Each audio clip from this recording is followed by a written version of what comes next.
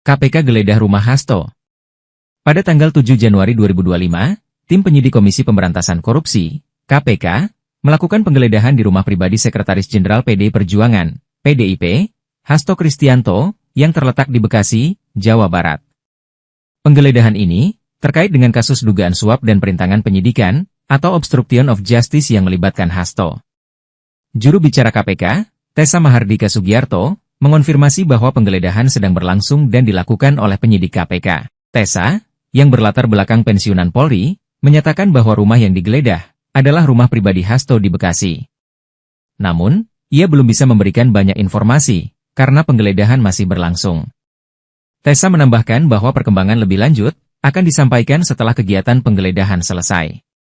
Hasto Kristianto dan advokat PDIP, Doni Tri Istiqomah, telah diumumkan sebagai tersangka oleh KPK pada pekan terakhir tahun sebelumnya. Keduanya diduga terlibat dalam tindak pidana suap kepada Wahyu Setiawan untuk kepentingan penetapan pergantian antar waktu, anggota DPR RI periode 2019 hingga 2024, Harun Masiku, yang saat ini masih buron.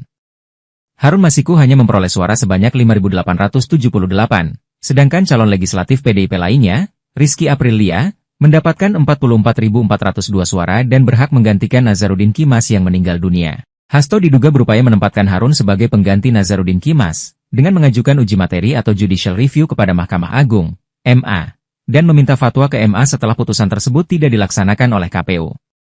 Selain itu, Hasto juga diduga mengupayakan agar Rizky mengundurkan diri, namun permintaan tersebut ditolak.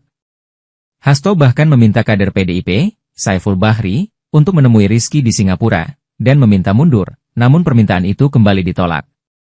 Surat undangan pelantikan Rizky sebagai anggota DPR juga ditahan oleh Hasto. Karena upaya-upaya tersebut belum berhasil, Hasto bekerja sama dengan Harun Masiku, Saiful Bahri, dan Doni Tri Istiqomah, untuk melakukan penyuapan kepada Wahyu Setiawan dan Agustiani Tio Fridelina, yang merupakan kader PDIP dan komisioner di KPU.